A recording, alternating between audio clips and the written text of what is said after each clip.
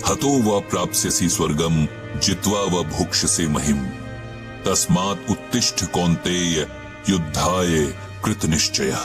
भागवत गीता ज्ञान इसमें मिलेंगी आपको जीवन की सारी समस्याओं का समाधान, जीवन की सच्चाई और कहानी के माध्यम से बिल्कुल सरल शब्दों में। अगर देखा जाए तो गीता ज्ञान इतना डीप है कि एक जीवन में इसे पूरी तरह समझ पाना किसी के लिए भी नामुमकिन होगा। लेकिन अगर इस महासागर से कुछ मोती भी हम चुन पाए तो समझिए कि ये जीवन सफल हुआ। देखिए, पोस्ट तो खत्म कर दी, लेकिन पंडित जी का मन अभी भी ब्लॉग पर आए एक सवाल पर ही उलझा हुआ है। ऐसे तो रोज ही उनके पाठक उन्हें सवाल भेजते रहते हैं, जिनका इंतजार भी उन्हें हर दिन रहता ही है। आज एक नया सवाल है, या यूं कहें कि अपनी कहानी किसी ने भेजी जिसने पंडित जी के मन को उलझा कर रख दिया। ये मेल किसी नए पाठक का था, जो कि इस तरह से था। पंडित जी नमस्कार, मैं आपको कोई सवाल ना भेजकर अपने जीवन की अब तक की कहानी भेज रहा हूं और आपसे उम्मीद करता हूं कि आप इसे पढ़कर अब मुझे आगे अपने जीवन में क्या करना चाहिए इस बारे में बताएंगे। मेरी कहानी कुछ इस तरह से है। मेरा नाम उदय है। मैं उत्तर प्रदेश के एक छोटे से गांव से हूं। मेरे पिता एक किसान थे इसलिए लिख रहा हूं क्योंकि अब वे इस दुनिया में नहीं है। मेरे पिता कोई बड़े इंसान तो नहीं थे, लेकिन एक बात जो मैं अपने बचपन की यादों के आधार पर कह सकता हूं वो ये कि वे जब तक रहे उन्होंने मां समेत हम तीनों भाई बहनों को कोई कमी नहीं होने दी। हालांकि उनका साया हमारे सर से बहुत जल्दी उठ गया था। उस वक्त मेरी उम्र शायद 10 साल की रही होगी और मुझसे बड़ी बहन और भाई 12 और 15 साल के रहे होंगे। सबसे छोटा होने की वजह से मैं अपने पिता का लाडला था, ऐसा मेरी मां कहती है, और कहीं न कहीं मैं भी इस बात को महसूस करता था। तभी तो पिताजी के अचानक चले जाने का सदमा कई साल तक मेरा मन संभाल नहीं पाया था। हालांकि हमें यही बताया गया कि पिता की मौत एक एक्सीडेंट थी, लेकिन मैंने कई बार अपने मामा और मां की बातों में सुना कि उनके सौतेले भाइयों ने जमीन के लालच में उन्हें मरवा दिया था। हमारे पूछने पर मां ने हमेशा इस बात को टाल दिया, बल्कि हमें कसम दी कि कभी किसी से इस बारे में जिक्र नहीं करेंगे।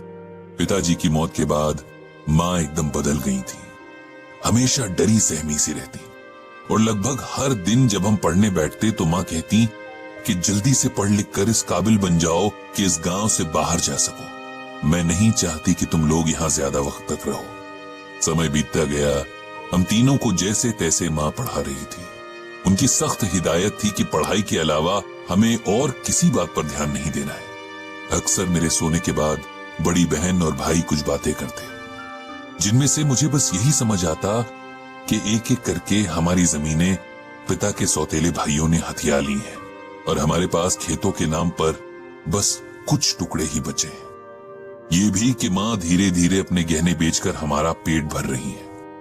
इन सब बातों को सुनकर मुझे बहुत दुख होता, लेकिन मैं किसी से बता नहीं सकता था। मां का सख्त ऑर्डर था और वैसे भी मेरा दुख सुनने वाला था ही कौन। समय के साथ बड़ा भाई आगे की पढ़ाई करने के लिए शहर चला गया था। इसके लिए भी मां ने अपने गहने ही बेचे थे। बहन ने आगे पढ़ाई की जगह सिलाई सीखने की इच्छा जताई, तो मां ने उसे पड़ोस के गांव के स्टिचिंग सेंटर में एडमिशन दिलवा दिया। मां खुद उसके साथ जाती और उसकी वापसी के वक्त तक केंद्र के बाहर बैठकर इंतजार करती, फिर दोनों साथ ही वापस आते। मैं बहन को चिढ़ाता कि इतनी बड़ी होकर के भी अकेले आ जा नहीं सकती।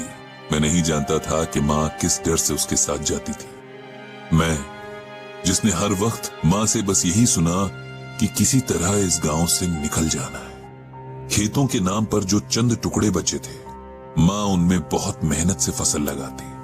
हालांकि उनसे फसल के नाम पर कुछ भी ना निकलता, लेकिन मां उन खेतों को बंजर नहीं छोड़ना चाहती थी। वो कहती कि उनके स्वर्गवासी सास ससुर और पति की निशानी है ये खेत। इन्हें जब तक हो सकेगा आबाद रखूंगी। मेरे बाद तुम लोग जो चाहे करना। मैंने उन खेतों के प्रति मां का गहरा लगाव महसूस किया था।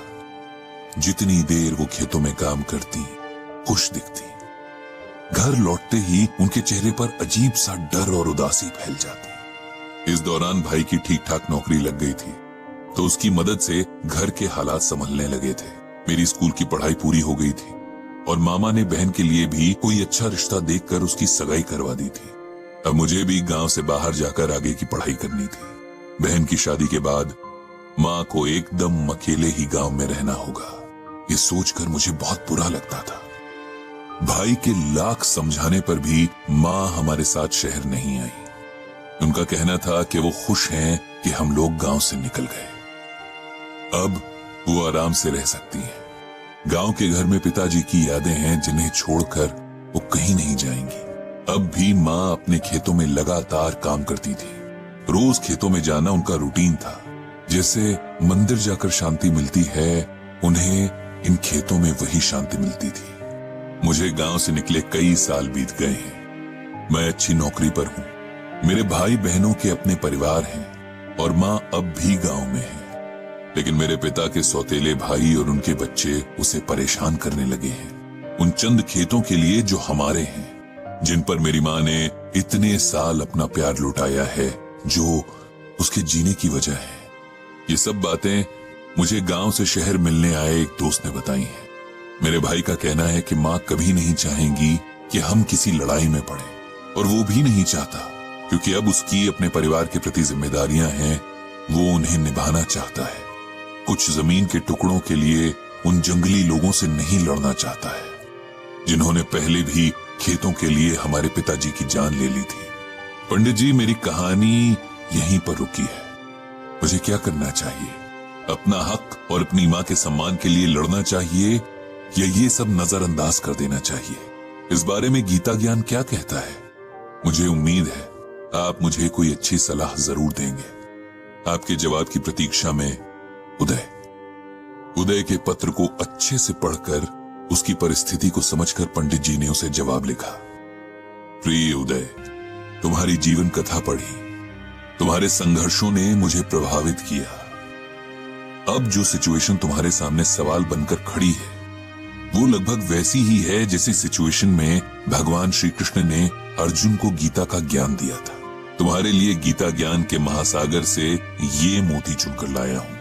इसे ध्यान से पढ़ो, समझो और अपने आगे का रास्ता तय करो। हतो व प्राप्स्यसि स्वर्गम जित्वा व भुक्ष्यसे महिम, तस्मात् उत्तिष्ठ कौन्तेय युद्धाय कृत निश्चयः। ये श्लोक गीता के दूसरे अध्याय से लिया गया है। इसका अर्थ है कि हे अर्जुन, यदि तुम युद्ध में वीर गति को प्राप्त होते हो तो तुम्हें स्वर्ग मिलेगा, और यदि विजयी होते हो तो धरती का सुख पाओगे। इसीलिए उठो हे कौन्तेय और निश्चय करके युद्ध करो। अर्जुन भी तुम्हारी तरह संदेह की स्थिति में थे कि क्या करें। एक तरफ उनके और उनके परिवार के सम्मान का प्रश्न था, तो दूसरी तरफ युद्ध भी अपने ही भाइयों, मित्रों और गुरुओं से लड़ना था, जिसकी गवाही उनका मन नहीं दे रहा था। तब भगवान कृष्ण ने उन्हें समझाया कि धर्म युद्ध में एक पक्ष को चुनना ही पड़ेगा, क्योंकि एक समय के बाद अन्याय के प्रति चुप रहना समझदारी नहीं, कायरता कहलाता है। मैं तुम्हें ये श्लोक सुनाकर किसी के प्रति हिंसा के लिए नहीं उकसा रहा हूं, बल्कि श्लोक के जरिए दिए गए संदेश के भाव को समझाने की कोशिश कर रहा हूं। युद्ध हमेशा हथियारों से नहीं लड़े जाते हैं, और अगर जरूरत पड़े भी तो हथियार की जगह अपनी बुद्धि और दूसरी क्षमताओं का इस्तेमाल किया जाता है। डर कर चुपचाप अन्याय सहने से कहीं ज्यादा अच्छा है न्याय के लिए लड़ते हुए हार जाना। तुम्हारे पास तुम्हारी शिक्षा ही वो हथियार है जिससे तुम अपने परिवार के प्रति हुए अन्याय का बदला ले सकते हो। इससे तुम अपना आत्मसम्मान भी बचा लोगे और अपनी माँ के प्रति अपनी जिम्मेदारी का पालन भी कर पाओगे। इस लड़ाई में अगर तुम हार भी गए तब भी तुम्हें एक संतुष्टि रहेगी कि तुमने अपना पूरा जोर लगाया था। मैं इसी के साथ अपनी बात को खत्म करता हूँ और भगवान श्री कृष्ण से प्रार्थना करता हूँ कि तुम्हें सही निर्णय लेने की शक्ति दे। ये लिखकर पंडित जी ने गहरी सांस ली और मन ही मन दोहराया, जय श्री कृष्ण, जय श्रीमद् भगवद गीता। ईश्वर सबको सही राह दिखाए। धन्यवाद। आशा करता हूँ इस गीता ज्ञान के माध्यम से आपकी सभी समस्याओं का समाधान कर सकूं। बाकी अगले एपिसोड में बात करेंगे।